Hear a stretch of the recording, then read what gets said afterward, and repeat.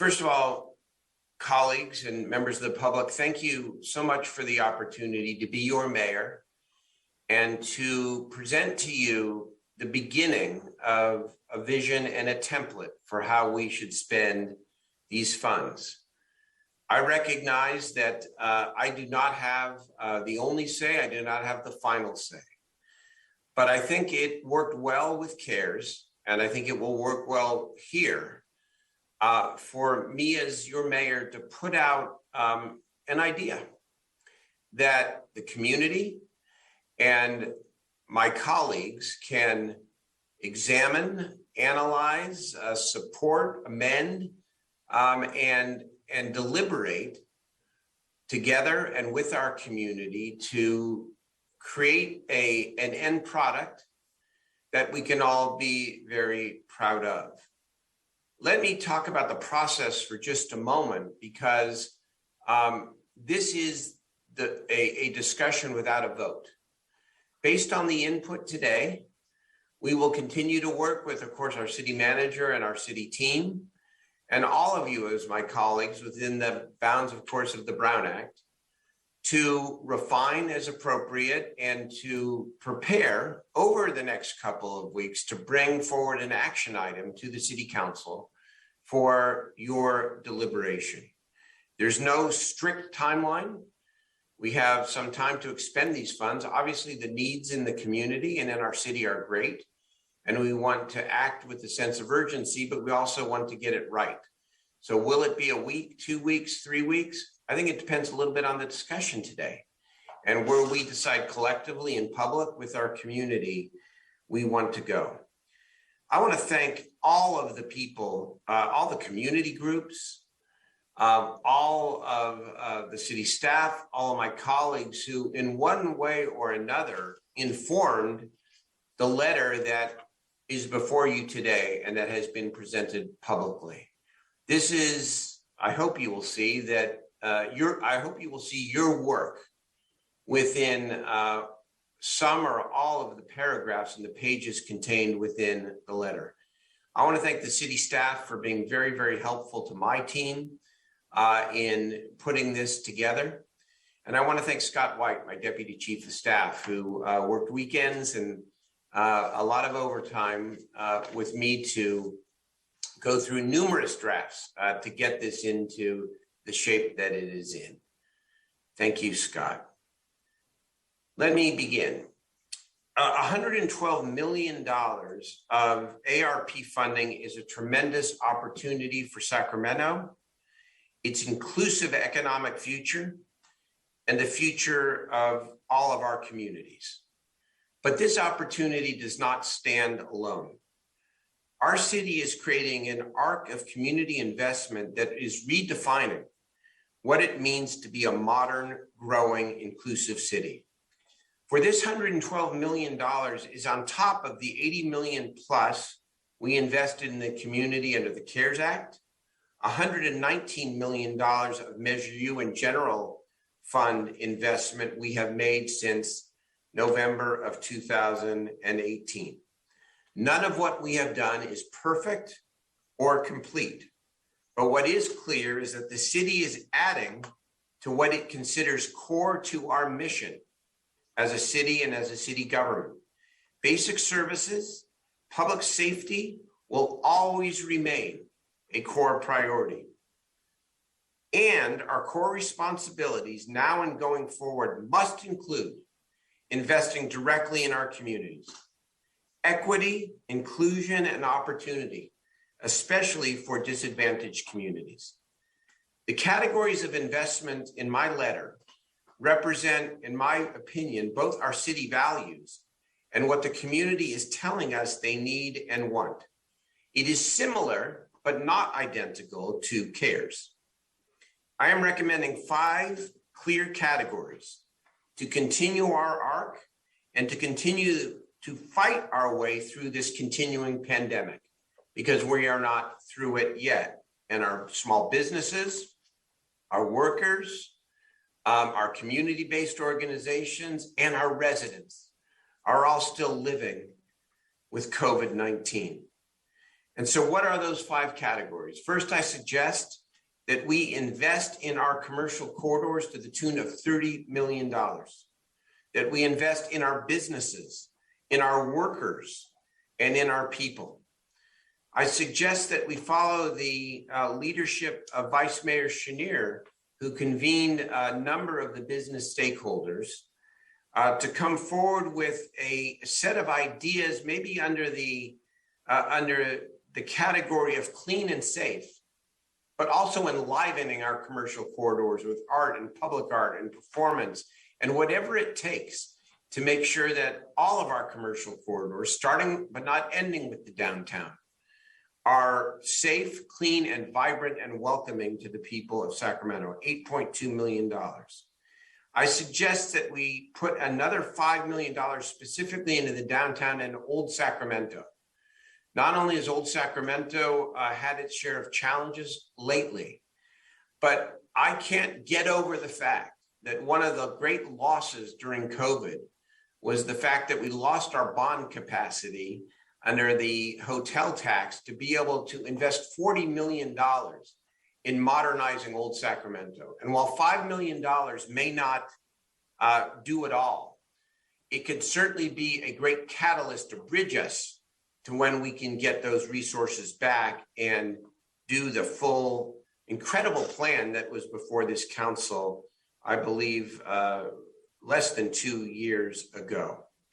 I suggest that we invest $5 million directly in Del Paso Boulevard and North Sacramento.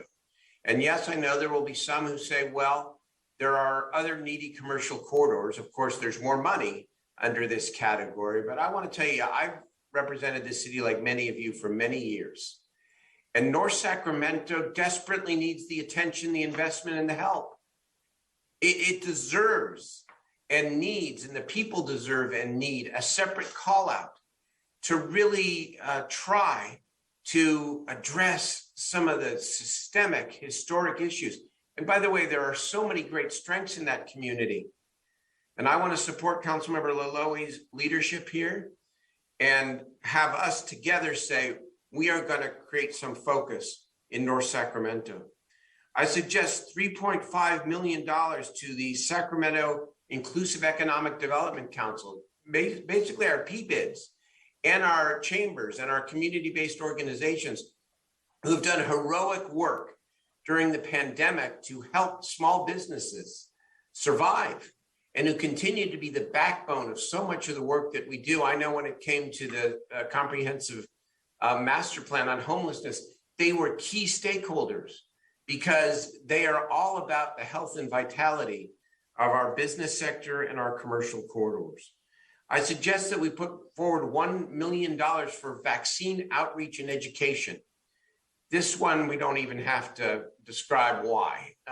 We know we're struggling here and we're in the midst of some contentious times with many, including our own employees, about how to get more people vaccinated. So let's do more than our part to make it easier and to provide whatever education might be missing from the equation here in our community. And then I say, let's set aside $7.3 million for council-led initiatives to improve our business corridors in Sacramento. Now, you know, I don't have a dog in the fight, so to speak, except I want to see this money go to the places where we can have the greatest impact to help areas down. And I'm loath to single out any in particular, but man, I hear about Northgate Boulevard and Franklin Boulevard. And you know, we paid a lot of attention rightfully to Stockton Boulevard. And there's Mack Road, and I'm gonna leave out. So please don't be mad at me if I didn't describe yours, because I intend to include all of the corridors that matter. But let's make this competitive. Let's take the best projects and let's invest at least $7.3 million. By the way, I should say that this $112 million is on top of what is coming from the Congress and the Biden administration with infrastructure. We all know that Speaker Pelosi, the magician, is now figuring out how to get the $1 trillion bipartisan infrastructure passed. and then follow that up with a $3.5 trillion. And how much that money's going to end up in Sacramento? Let me tell you something, a lot more than $112 million when you really add it all up. So consider this kind of a first tranche. And that reminds me, I really want to thank Congresswoman Matsui, Congressman Berra, our entire congressional delegation, our senators, my friend and former seatmate, Alex Padilla and Dianne Feinstein. And they've really gone to bat for us, and President Biden. And I'm going to say it, Governor Newsom, because so much money is flowing through the state and his decisions and the legislature's decision. We're going to supplement that money in here as well. I digress. Second category. This one we've had long talks about. This is housing and homelessness. I recommend we set aside $41 million. It's a bit of a random number, I know. But if you remember on that prior spreadsheet that we're trying to get to 100 million. And we're in constructive conversations with the county. And we are aiming to form a partnership. And so putting $100 million on the table and using 41 million to help get us there is vital as we embark on implementing this comprehensive siting plan. I do note the letter I received in the advocacy, for example, from the Sacramento Housing Alliance, who asked for $50 million for affordable housing, for permanent affordable housing. And I could not agree with you more in my heart. And what I say in my letter is that I would make, as your mayor, replenishing the Affordable Housing Trust Fund the top priority at mid-year, which we always know, especially if the economy continues to grow, will be good and there will be more money. So this is not a Hobson's choice, but it is a choice. And we have got to deal with the emergency, the homeless emergency, get people into safe ground, shelter, tiny homes. And yes, the permanent housing, remember, is within the 41 million and the 100 million. But we're not forgetting affordable housing. It's just a choice given the amount of money that we have. Third category, youth, workforce, and gang prevention.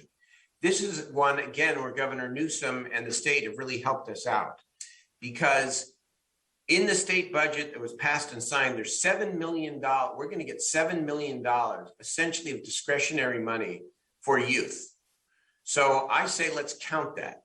And what I suggest here, of course, is $17 million, but we only need 2.75. No, I'm sorry. Let me get my number correct here. Boy, I had this down here. $2.75 million. No, okay. $7 million from the state and $10 million of ARP. That's what it is. 10 million of ARP, 7 from the state. How does that break down? First of all, youth and workforce. Last year, of course, our CARES workforce investments funded 29 programs and positively benefited 2,100 residents. Now, I know Councilmember Lilloye and others have asked for more documentation, but I'm telling you, workforce is a key piece of our economic development strategy. It must be to transform low-wage jobs into high-wage jobs, to prepare people of all ages, especially young people, from the low-wage workforce to the high-wage workforce. Aggie Square is coming, the mobility center is coming, the rail yards is being developed. We're creating jobs. The economy's booming, thousands of people moving up here. Our kids need to be trained, and our adults need to be trained as well. We can get started on so many opportunities. And again, I'm loath to call anything out, but darn it, I look at the heroic efforts of the La Familia Opportunity Center and what they're trying to do. And we can't fund the whole thing in this tranche, but we could certainly try to get started. Then there's separate funding for the youth pop-ups in enrichment, $2.5 million, $250,000 for the digital divide, $1 million for childcare, which I know is not enough, by the way. I know it. But let's wrestle with these numbers a little bit and and do everything we can. And again, there may be other state monies and other sources we can get to. Gang prevention and intervention. Rick Jennings, right, has been on the forefront of all of this. This was our discussion 6-8 weeks ago around how to get the first $1 million out of CARES or general fund money. I forget what it was now, but now we got another 1.5 to not only do more on the prevention and secondary end, but also fund the tertiary direct gang intervention that we have committed to. My Vang is led on the, Councilmember Vang on the Food Justice Task Force, really organized. I was in a meeting last week with her. I mean, food insecurity became the defining issue of this pandemic to me, or at least the surprising issue of the pandemic. So $1 million to help organize ourselves so that we're more resilient and our communities are more resilient around food access. Jay Schneer Aguera, the CLC, the one-stop center at Aggie Square, so that we start out with a robust career pathways and workforce training for Aggie Square. And then I suggest $750,000 to get into the universal basic income debate. The United Way has led the way by raising private dollars to do, I believe, $700,000. Their pilot is off to a very promising start. I met with them a week or two ago. I think we should be investing in piloting universal basic income. Pick the target population and let's be part of this national movement and not just watch it from afar. Next category, the creative economy. So here's a stat for you. In 2019, before the pandemic, creative industries in Sacramento were responsible for $1.2 billion in associated earnings in the city of Sacramento. I know this is one that traditionally has kind of fallen off the radar, but I am recommending $10 million because I say the arts and the creative economy are a fundamental underpinning of growing our modern economy. Every bit as important as sports, and I love sports, but it's every bit as important. And so working with our new arts leader, we are come up with an idea to say $2.5 million of direct grants to artists who need a hand up. Professional development for those aspiring to go to the next level, facilities development, and then of course, youth programming and youth development around the arts, and then $500,000 for tourism, which is, I know, a pittance compared to the last round, but we will help our tourism industry in any way, and making art a central part of our attraction for people to come into the city is what this $500,000 is intended to address. Last but not least is we set aside $25 million. Worked very closely with the city manager on this for our city employees and our operational needs. $25 million. We know that our city employees have sacrificed a lot during this period of time, and many have been in difficult, hazardous jobs, and that it has been difficult to get to the bargaining table and to provide the right kinds of thank yous for job well done. Setting aside the vaccine argument here for a moment, but we want to make sure that we've got resources for our city employees and for the various operational needs of the city that the city manager is always on top of. That's $112 million. And so in conclusion, my job as your mayor is to put out a vision and a template. The community and the council with me and with the staff get to decide ultimately what the investment strategy should be. It's $112 million over 2 years. But one of the significant pieces of the letter that I hope that you noted was that I believe that if we can get as much of the second half of the $112 million out in the first year and use the expertise of our treasurer and our city finance staff to float the the difference because it's a guaranteed tranche of money, that's the way we ought to be thinking. I don't think about this as 56 plus 56. I think about it as 112, and we can figure out the cash flow, so to speak, along the way. So that is my presentation. I thank you for the few minutes and for your input and consideration.